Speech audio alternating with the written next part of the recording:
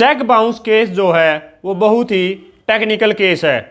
और एक ही पॉइंट पर जो है वो कंप्लेनेंट जीत सकता है और एक ही पॉइंट पर जो है वो एक्यूज्ड जीत सकता है। और अभी हाल फिलहाल में दो ऐसे कानून आए हैं जिनमें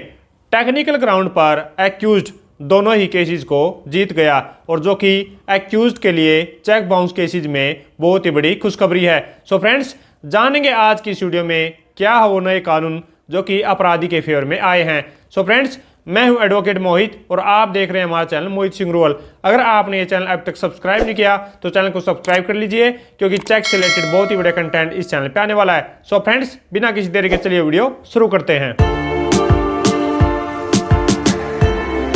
so friends, one by one मैं आपको इन दोनों केसेस के बारे में बता देता हूं, लेकिन उससे पहले मैं आपको ये एडवाइस करूंगा कि अगर कोई भी चेक बाउंस केस में कंप्लेनेंट है तो अगर चेक बाउंस होने के बाद वो लीगल नोटिस देता है अपराधी को या फिर उसके बाद जो अपना चेक बाउंस का केस डालता है तो उसको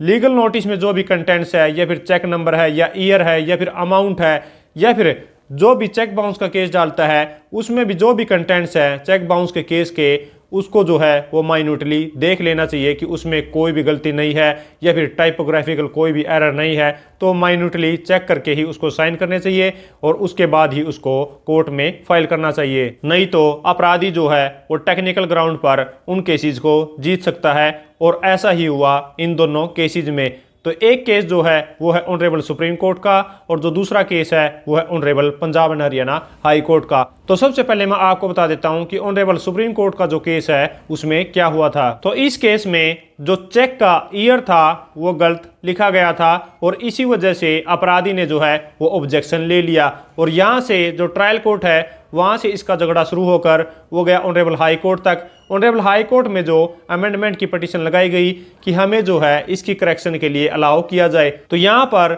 ऑनरेबल हाई कोर्ट से कंप्लेनेंट को जो है वो रिलीफ मिल चुका था और उसको जो चेक का ईयर था उसको चेंज करने की, उसको करेक्शन करने के लिए परमिशन मिल गई थी। तो यहाँ पर इस ऑर्डर से एग्रीड होकर जो है वो एक्यूज्ड फाइनली गया ऑनरेबल सुप्रीम कोर्ट में। तो ऑनरेबल सुप्रीम कोर्ट ने सारे फैक्ट्स को देखते हुए ये कहा कि जो भी यहाँ पर ईयर लिखा गया है गलती से या फिर गलत ईयर जो इस केस में लिख दिया गया है तो उसकी जो भी ऑनरेबल हाई कोर्ट ने अमेंडमेंट को अलाउ किया है तो उसको यहाँ पर सेट असाइड किया जाता है और ये कहा कि यहाँ पर कोई भी अमेंडमेंट नहीं हो सकती। तो इस केस का मैं आपको फाइल नंबर बता देता हूँ कि इस केस का जो फाइल नंबर है वो है लो मिरर फाइल नंबर 84740 और जो कि ऑनरेबल सुप्रीम कोर्ट के द्वारा डिसाइड की गई है। तो अब मैं आपको दूसरे केस के बारे में बता देता हूँ जिसमें एक नोटिस दिया गया था कंप्लेनेंट के द्वारा अपराधी को और उस नोटिस में जो चेक नंबर था वो गलत लिख दिया गया था। तो यहाँ पर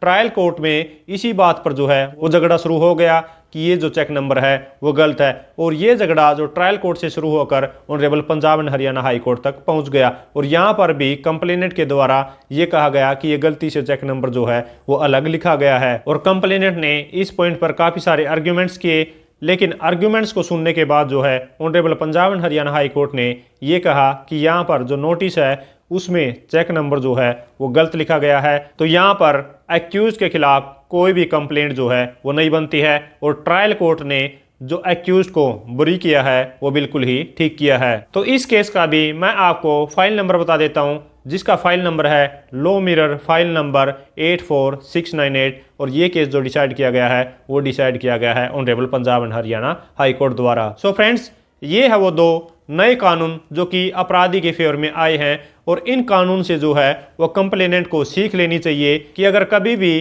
कंप्लेनेंट के द्वारा एक्यूज को नोटिस दिया जाता है तो उस नोटिस को जो है वो माइन्यूटली चेक करना है या फिर नोटिस देने के बाद अगर अपराधी के खिलाफ केस फाइल किया जाता है तो उस केस फाइल को भी जो है वो अच्छे से माइन्यूटली देख लेना चाहिए कि उसमें कोई भी टाइपोग्राफिकल एरर है या फिर और कोई मिस्टेक है तो उसको करेक्शन कर लेनी चाहिए केस को फाइल करने से पहले, नहीं तो सिर्फ एक छोटी सी गलती से पूरा का पूरा जो केस है कंप्लेनेंट का वो खत्म हो सकता है। सो फ्रेंड्स, आशा करता हूं कि आप लोगों को इन जजमेंट से, इस वीडियो से कुछ ना कुछ सीखने को मिला होगा। और अगर ये वीडियो आपको अच्छी लगी है तो लाइक कीजिए, शेयर कीजिए, और अगर आपने ये चैनल अब तक सब्सक्राइब नहीं किया तो चैनल को सब्सक्राइब कर लीजिए, क्योंकि चेक से रिलेटेड बहुत ही बढ़िया कंटेंट इस चैनल पे आने वाला है। सो फ्रेंड्स, इस वीडियो में इतना ही। मिलते हैं नई वीडियो में नए किसी लीगल टॉपिक के साथ। तब तक के लिए thank you so much. Bye bye.